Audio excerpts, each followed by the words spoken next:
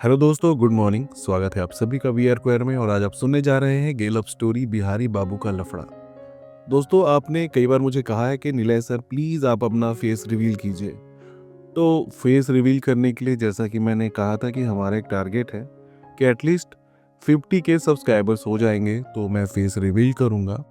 और था कि 2025 में एटलीस्ट हम 40 के तक पहुंच जाएंगे, बट अभी तक हम सिर्फ 37 के तक ही हो पाए हैं। तो आप लोगों से रिक्वेस्ट है, ज़्यादा से ज़्यादा शेयर किया करिए स्टोरीज़ को अपने दोस्तों के साथ में, जो कि बहुत ही ज़रूरी है अगर आप चाहते हो कि चैनल ग्रो करें। और लाइक किया करिए, कमेंट्स किया करिए अपना प्यार देने के लिए। आपका सपोर्ट होगा तभी ये जो सब्सक्राइबर गोल है वो हम अचीव कर पाएंगे। तो प्लीज़ ध्यान रखिएगा, और सब्सक्राइब नहीं किया तो सब्सक्राइब करिए और शेयर कीजिए स्टोरी को जितना ज़्यादा हो सके। चलिए अब हम शुरू करते हैं आज की ये कहानी। अब हमारे तिलक वाले दिन ही मनोज हमारे सामने बेहोश हो गया। सभी घबरा गए। लड़की वाले जिन्होंने इतना इंतजाम किया था तुरंत मनोज को बेड पर लिटाए, डॉक्टर को बुलाया। हम भी बहुत डर गए। उठकर मनोज के पास गए और फिर उसे आवाज देकर उसे होश में लाने की कोशिश करते रहे, पर कुछ हो नहीं रहा था। डॉक्टर आए, डॉक्टर ने भी कोशिश की तो बीपी लो पाया। अब कुछ तो ये कह रहे थे कि नशा वगैरह तो नहीं कर लिया इसने। बाकी लोग चेहरे पर पानी मार रहे थे, अपना उपाय लगा रहे थे कि शायद इससे कुछ असर हो। और कुछ तो हाथ पैर मल रहे थे। और हमारे ताऊ और होने वाले ससुर जी के चेहरे पर चिंता साफ दिख रही थी कि खुशी के माहौल में ये क्या हो गया। पापा ने हमारे ड्राइवर किशन को बुलाया और मनोज को हॉस्पिटल ले जाने के लिए कहा। जो म्यूजिक सिस्टम चल रहा था उसे बंद किया गया, क्योंकि माहौल कुछ ऐसा हो गया था कि सभी गमगीन हो गए थे। और मनोज को हॉस्पिटल ले जाया गया। अब हमारे अंदर एक अजीब सी बेचैनी घर कर गई। समझ नहीं आया कि अब क्या करें। मन में मनोज की चिंता थी। घर के बालकनी से लड़की हमारे तरफ झांक रही थी। उसकी सहेलियां भी हमें देख रही थी कि वो रहे जीजा जी, पर दिल और दिमाग हमारा कहीं और था। शादी का मन तो पहले से ही नहीं था। मनोज को ऐसे बेहोश देखा तो मन में ख्याल आ रहा था कि उसने कुछ खा तो नहीं लिया होगा। उसके मन में क्या चल रहा है, जिंदगी में क्या चल रहा है, हमें तो कुछ पता ही नहीं है। हमारे चेहरे से साफ पता चल रहा था कि अब हमारा मन नहीं लग रहा है यहाँ पे।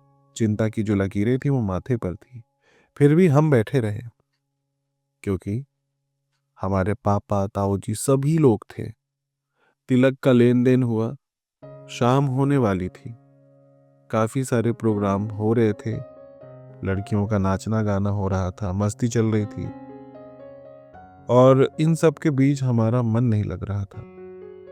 और तब हमने शाम जैसी होने वाली थी, किशन को कॉल किया और हालचाल लिया कि मनोज कैसा है। तब किशन ने बताया कि डॉक्टर ने बताया है कि ज़्यादा ही स्ट्रेस लेने की वजह से, थकावट की वजह से मनोज बेहोश हो गया था और अभी ठीक है। हमने किशन से कहा कि उसकी पत्नी या माँ को बताया। तब किशन ने कहा कि इसकी शादी ही कहाँ हुई है भैया, इसने तो शादी तोड़ दी थी ना। घर में सिर्फ इसकी माँ है जिसको बताने से इसने ही मना किया है। अभी ड्रिप लगा हुआ है, ग्लूकोज का बॉटल चढ़ा हुआ है, थोड़ी देर में घर तक छोड़ देंगे इसको। किशन ने कहा कि भैया हम पार्टी में खा पी नहीं पाए, आपका तिलक नहीं देख पाए। हमने कहा कि तू हमसे पार्टी ले लेना, इतना खास भी कुछ नहीं हुआ यहाँ पे, अभी मनोज का ख्याल रखो। किशन के कॉल रखने पर हमें पसीना आने लगा और एक पश्चाताप होने लगा कि हमने तो मनोज से बातचीत और मैसेज करना ही बंद कर दिया था, ये सोचकर कि मनोज की अब शादी हो गई है। और हमारे बीच शारीरिक संबंध बनने के बाद मनोज ने एक बार भी हमें कॉल करके दोबारा मिलने की इच्छा जाहिर नहीं की। न ही जताया कि उसे हमसे प्यार है या नहीं, कुछ भी क्लियर नहीं किया। हमें डाउट में रखा है। पर अब हमको उससे बात करनी पड़ेगी। हमें उससे बात करनी है, क्योंकि अब हम खुद पर तरस खा रहे हैं जैसी हमारी हालत है। क्योंकि उस गधे को जिंदगी से भुलाने के चक्कर में हमने शादी के लिए हाँ कहा और उसने खुद अपनी शादी कैंसिल कर दी। तभी मैं सोचूं कि इसने सगाई का निमंत्रण तो दिया था घर पर, लेकिन अपनी शादी का नहीं दिया। अब रात तक हम घर लौट आए, सगाई हो चुकी थी हमारी। पर मनोज की फिक्र इतनी थी कि लड़की का चेहरा तक हमें याद नहीं। ताऊ जी ने लड़की का फ़ोन नंबर भी दिया और कहा कि बातें करना, हमारी होने वाली बहू है, पहले से एक दूसरे को जानोगे तो जीवन में अच्छा रहेगा सब कुछ। हमने कुछ कहा नहीं, हाँ में सिर हिला दिया और बस नंबर सेव कर लिया उस लड़की का, यानी हमारी मंगेतर का। और अगली सुबह होते ही हमारी बेचैनी ने हमें घर पे नहीं रहने दिया। हम हाथ में मिठाई का डब्बा लिए खोजते ढूंढते पता करते मनोज के घर पहुंच गए और हमने देखा कि मनोज का घर कच्चे मिट्टी से बना हुआ है। सामने ही खुले में किचन था, अंदर 2 कमरे बने हुए थे घर पे। उसकी मम्मी नाश्ता बना रही थी, जो हमें देख करके चौंक गई। मैंने उन्हें देखा, उनके पास गया, उनके पांव छुआ। मनोज की मम्मी हमें पैर छूने नहीं दे रही थी। उन्होंने कहा कि बेटा हम गरीब हैं, जात में भी तुमसे छोटे हैं। हमने कहा कि क्या आंटी जी, आप भी मेरी मम्मी की ही उम्र की हैं और क्या जात पात लगा रखा है, कोई छोटा या बड़ा नहीं होता है। हम उनसे बात कर ही रहे थे कि मनोज लोअर पहनकर बाहर निकला। उसे देखते ही हमने उसकी माँ के सामने ही गले से लगा लिया। मिठाई का डब्बा हमने मनोज की मम्मी को ही दे दिया था।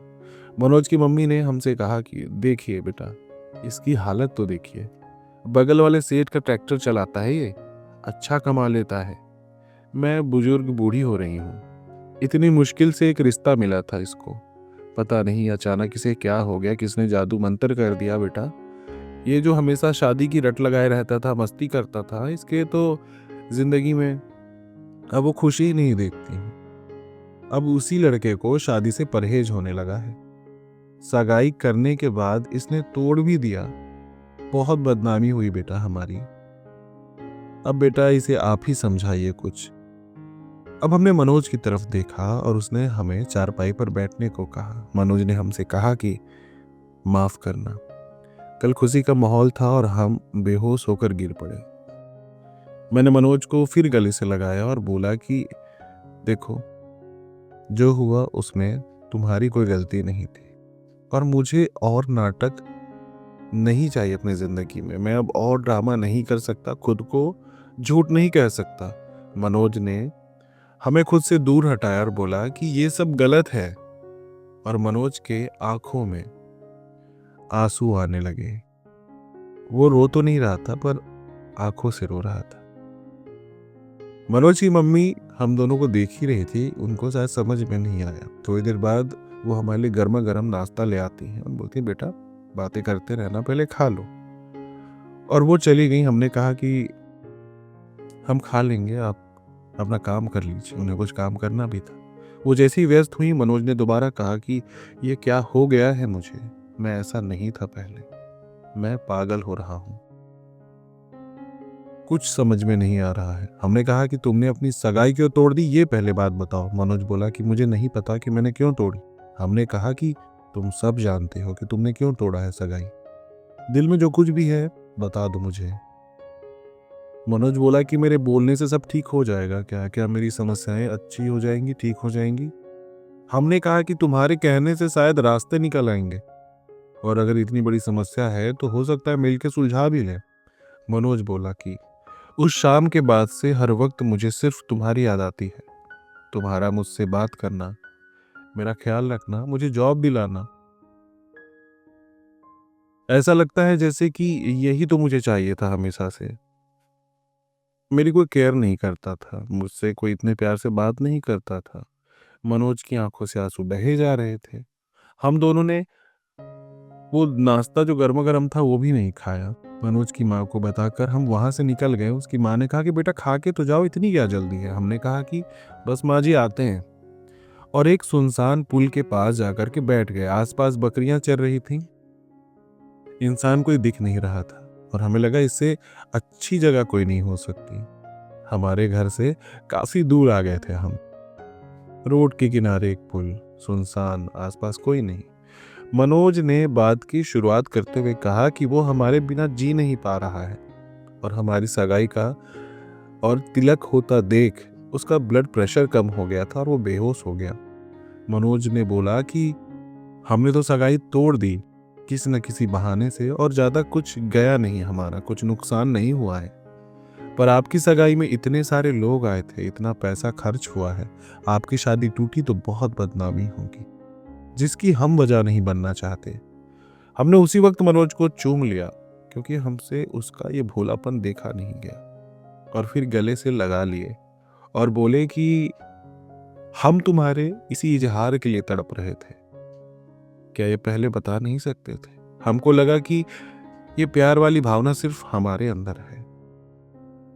तुम जब फोन नहीं किए, मनोज बोला कि हमें लगा कि हम गरीब हैं, तुम्हें हमसे प्यार नहीं होगा और ना ही हमारी परवाह होगी, फिर भी हम किसी न किसी बहाने आते थे और तुम्हारी एक झलक देख कर चले जाते थे। उसी वक्त उस पुल के पास से एक कार आकर गुजरती है। हमने इग्नोर किया। मनोज और हम उस वक्त काफी नजदीक एक दूसरे के हाथों में हाथ डाले बैठे हुए थे, और वो कार हमारे ताऊ जी का था। वो कार बैक गियर लेते हुए पीछे हमारे पास वापस आती है और कांच खोल करके हमारे ताऊ जी कहते हैं कि इतनी सुनसान जगह क्या कर रहे हो इतनी सुबह, और ये लड़का ये क्यों रो रहा है? ये तो वही है ना जो बेहोश हो गया था। मनोज ने आंसू पोंछते हुए कहा कि बस हमारे घर की कुछ समस्याएं चल रही हैं साहब, तो बस बातों ही बातों में हम भावुक हो गए हैं। हम बोले कि कुछ नहीं ताऊ जी, मनोज के साथ बस घूमने टहलने आए थे।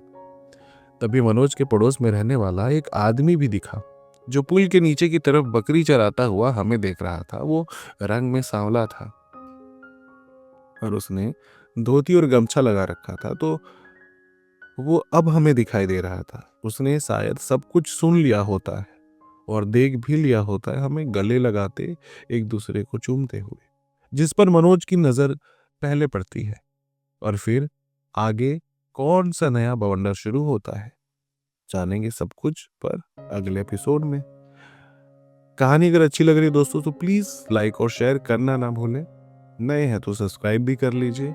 मुझे फॉलो करिए इंस्टाग्राम पे वीआरक्वायर एंड वीआरक्वायर2 पे, वीआरक्वायर1 एंड वीआरक्वायर2 पे बस फॉलो कर सकते हैं। अगर आपको अपनी कहानी भेजनी है या फिर मुझसे भी बात करनी है तो आप ईमेल कर सकते हैं। आज के लिए तो बस इतना ही। थैंक्स मुझे सुनने के लिए। Love is love. नीले का ढेर सारा प्यार। Thank you.